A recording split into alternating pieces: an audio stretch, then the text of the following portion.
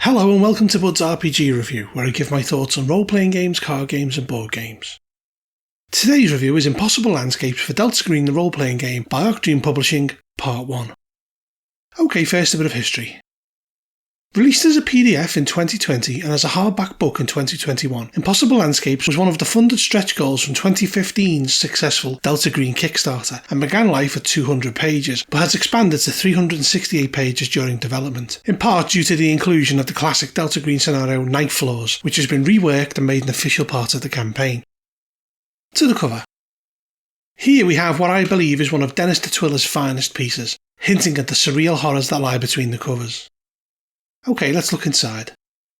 There'll be spoilers from this point on, so stop watching now if you intend to play this, and trust me, this is one you don't want to spoil for yourself. Before we go into the horrors within, it's worth mentioning that this series will be split into 6 videos. The first will cover the introduction to the campaign, with the video that follows it detailing the history of the King in Yellow. The 4 videos after these will cover the 4 parts of the campaign: the Night Floors, a volume of secret faces, like a map made of skin, and the end of the world of the end. The final video will cover the entities and artefacts, as well as my thoughts on the campaign and a few words on my running it as a handler. Firstly, we have a section called Fear is Fractal, where it goes into what Impossible Landscapes has to offer, making the point that it is the first campaign for Delta Green the role-playing game.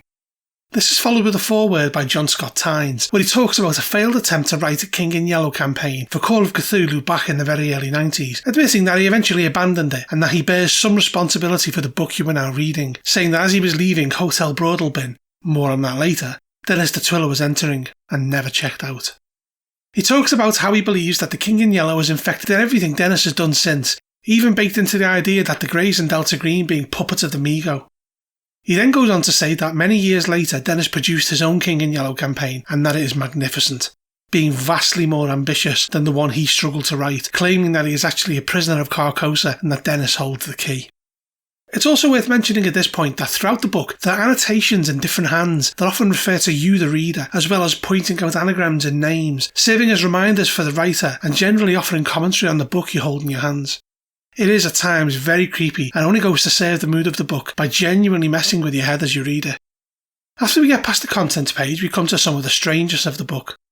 There's a role-playing therapy record for Dorchester House, followed by a map of the real world, which interconnects the places in the book with Carcosa and the surrounds.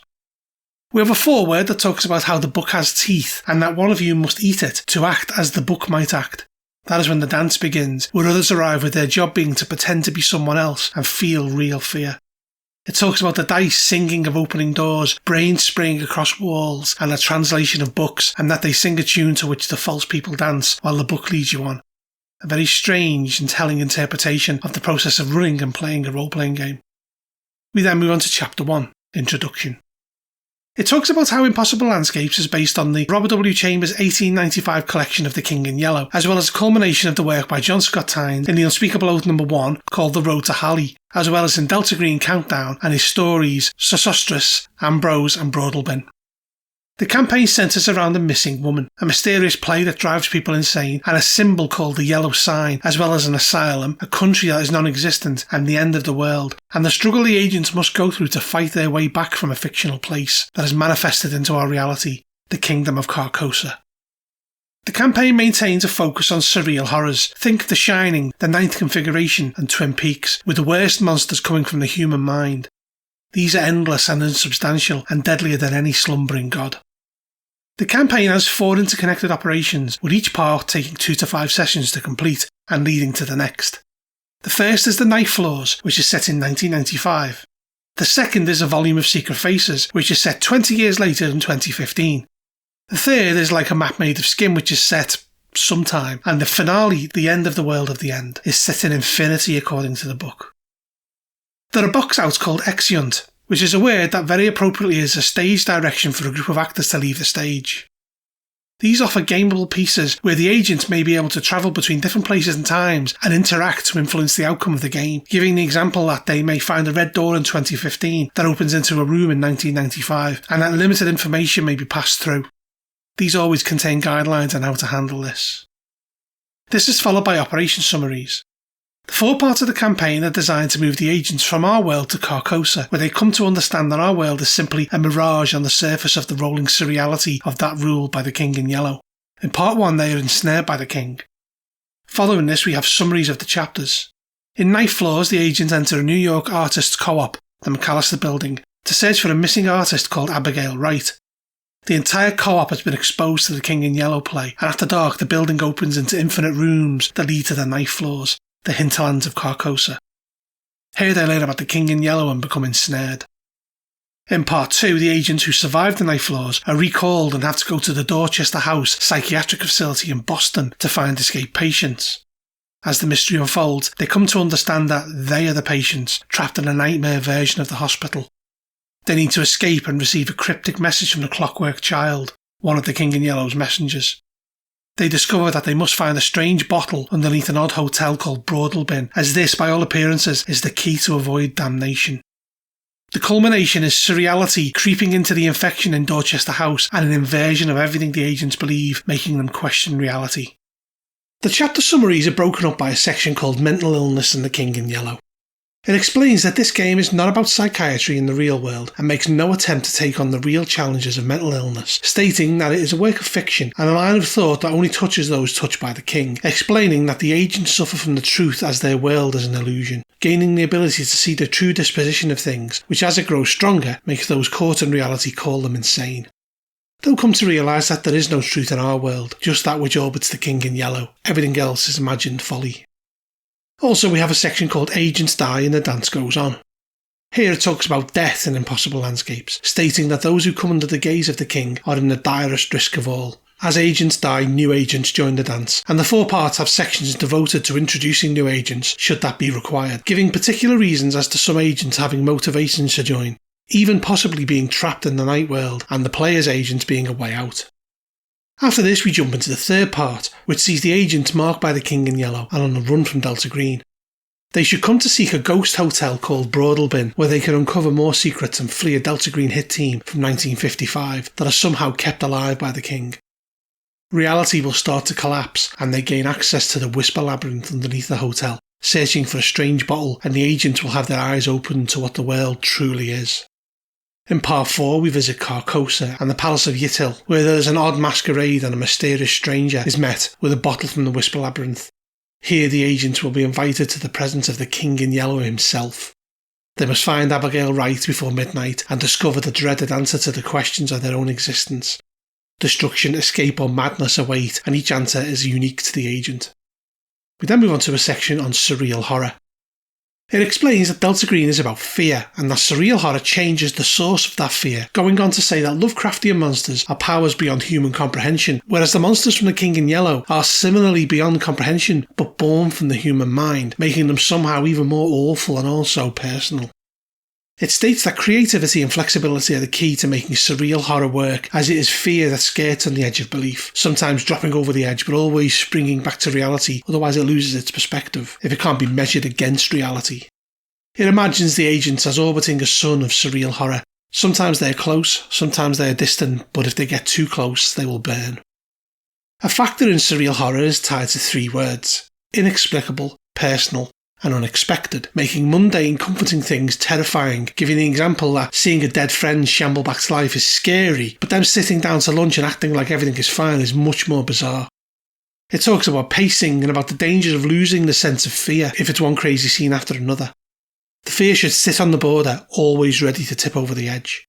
The threat is the force of the King in Yellow that lives within the play and the yellow sign. It discusses how the handler needs to establish ground rules based around reality, consistency, uncertainty and tension. The game should begin every day in normal reality so that they have a frame of reference in order to make surreality more striking. Consistency is around the information that the handler gives them, and that changes, even surreal ones, must make sense. Uncertainty, i.e. the idea that agents should never really feel like they're in 100% control. And tension, the art of revealing horror and hinting at it. You're encouraged to learn to read your players and to know when to hit them with something that raises the terror and paranoia levels. The next section is around detail, focus and rate of descent. It goes into the idea that each agent should have centre stage at least once and the need to make progress towards a goal, and that they also need to be frightened. It discusses how you can control the flow of the game by amping down and up the level of detail. It talks about the idea of focus being one where you have to think about where the camera would be if this were a movie, and when to focus tightly and more broadly on action, with widening focus being something that increases engagement. It also goes into how the handler controls the rate of descent of those agents who are teetering on the edge. We then go on to scenes.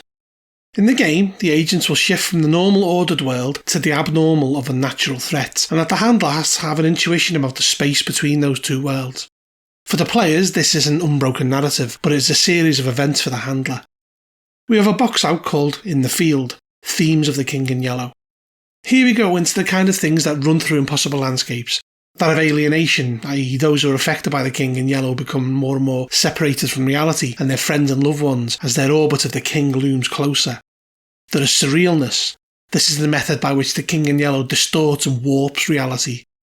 The examples given are writers' houses suddenly having more rooms than normal. These abnormalities are to have symbolic connections to the affected.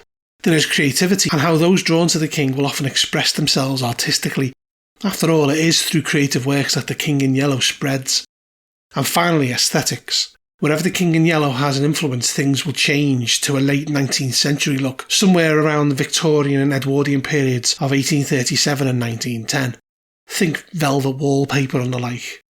Nobody truly understands why it happens this way, though it is believed it is due to it being when the play first appeared. So going back to how the scene's presented, we have a few examples. The Bond scene, which is around the reality of the agent's life, and makes the point that it is these scenes that ground the game. Procedural or administrative scenes, these tend to be work-related and revealing little and a boring normality which contrasts starkly with the surreal. Mundane scenes such as getting cars repaired or eating lunch, these can be used to set up horror scenes in unexpected ways. Hint scenes where the unnatural is shown but not provably shown. Think a fleeting reflection in a window of a strange figure in golden robes, or bloody footprints seeming to come from a mirror and walking all over the room. These scenes are used to engage agents who have fallen back to normality a bit too much. And finally, threat scenes, those where guns are discharged and creatures appear from beyond. These are the kind of thing that the players want and should be the culmination of clever investigation and progress, but should not be overused. There is a box out section called In the Field, Connections Real and Imagined. Here it talks about how the human mind has a tendency to see patterns that are sometimes non-existent, and that the handler should embrace this and work it into the story the entire time. Impossible Landscapes is essentially a framework to hang ideas from. We then move on to a new mechanic introduced in Impossible Landscapes, corruption rating. Due to the King in Yellow's influence, essentially transcending sanity points, another measure is introduced. Those who actively search for him are more dramatically affected, while those that shun his influence and avoid and destroy evidence are less affected. Each agent begins with +1 corruption for each check towards adaptation to violence and helplessness. An agent with 2 checks in violence and 1 check in helplessness begins with corruption 3. An agent without any begins with corruption 0. Additionally, agents begin with +1 corruption point for each art skill at 20% or higher. These sources only apply at the beginning of play and not what happens in play. Corruption is the agent's unconscious state of mind towards the King in Yellow, and as the agent brings these forces into their life, their corruption goes up. In Impossible Landscapes, the agent's corruption score determines how much further down the rabbit hole they can go. For example, to see the ninth floors of the McAllister building requires a corruption score of 1+, whereas to attend the masked ball in Carcosa, a score of 7+ is needed. It is also used to determine who the target is of the force of the King in Yellow.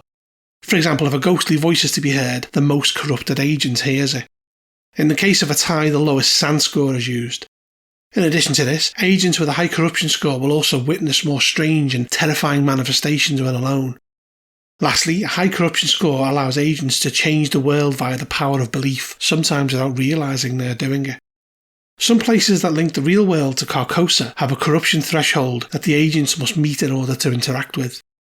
If agents with a high rating are present with agents of a lower rating, then all of the agents can encounter it, unconsciously dragging their compatriots into oblivion with them. When an agent hits corruption 10, they become a beacon to the forces of the King in Yellow, and he is eager to ensnare them. If an agent reaches 0 San while at corruption 10, then they become an entity that haunts Carcosa forever, called a repeater. There are no hard rules around corruption going up and down, though it advises that in the night floors no more than 3 should be gained in a single session, 4 in a volume of secret faces, 5 in like a map made of skin, and 6 in the end of the world of the end. When agents actively engage with something related to the King in Yellow, a point is gained. Conversely, when agents try to actively stop the spread of the King in Yellow, the handler may secretly remove a point. Following this, we have a few pages with a good example of play, where it expands upon how corruption points are distributed in-game. Okay, that concludes part 1 of Impossible Landscapes. Part 2 will go into the foul history of the King in Yellow.